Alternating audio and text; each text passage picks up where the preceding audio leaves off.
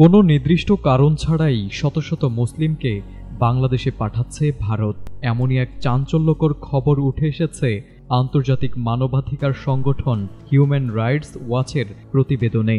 ভারত দাবি করছে এরা অনুপ্রবেশকারী, যদিও সংস্থাটি বলছে এসব দাবির কোনো সত্যতা মেলেনি।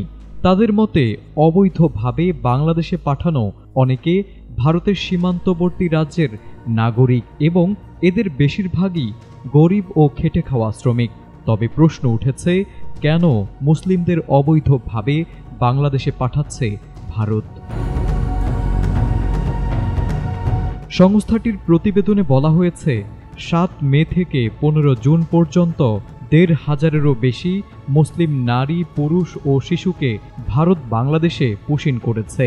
এদের মধ্যে প্রায় 100 রোহিঙ্গা শরণার্থীও রয়েছে। এই তথ্য পাওয়া গেছে বাংলাদেশের সীমান্ত রক্ষী বাহিনী বিজিবির কাছ থেকে। ভারত সরকার এ বিষয়ে আনুষ্ঠানিকভাবে কোনো তথ্য দেয়নি।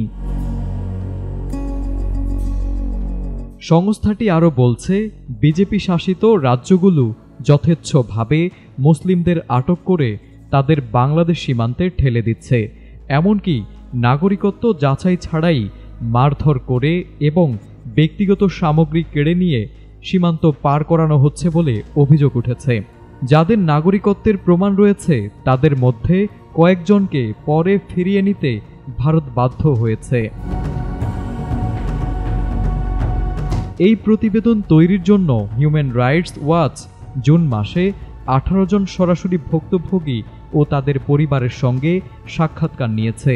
অনেকে আবার বিতাড়নের পর ভারতে ফিরে গিয়ে নিখোঁজ হয়েছেন বলেও উল্লেখ করা হয়েছে। রিপোর্টে ভারতের পরিচয় যাচাই প্রক্রিয়াকেও প্রশ্নবিদ্ধ বলা হয়েছে, কারণ দীর্ঘ সময় ধরে আটক রেখে পরিচয় নিশ্চিত করা হচ্ছে, এমনকি ভারতীয় পরিচয়পত্র থাকার পরও। হিউম্যান রাইটস ওয়াচ আরও জানিয়েছে, 2024 সালের এপ্রিলে কাশ্মীরে হিন্দু পর্যটকদের উপর হামলার পর থেকেই মুসলিমদের বিরুদ্ধে এই দমন পীড়ন শুরু হয়। জাতিসংঘের তথ্যমতে রোহিঙ্গা শরণার্থীদের জোর করে সমুদ্রে নামিয়ে দেওয়া হয়েছে, যা আন্তর্জাতিক মানবাধিকার নীতির গুরুতর লঙ্ঘন। যদিও এই পদক্ষেপের পর কড়া সমালোচনা করেছে জাতিসংঘ।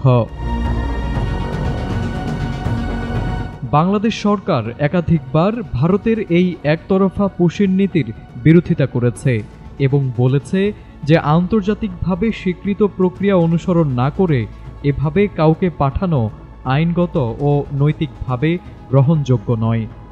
ভারত সরকার এ বিষয়ে প্রকাশ্যে কোনো অবস্থান নেয়নি, তবে বিচ্ছিন্নভাবে সরকারি কর্মকর্তারা মন্তব্য করে আসছেন। Desk report, ATN Bangla.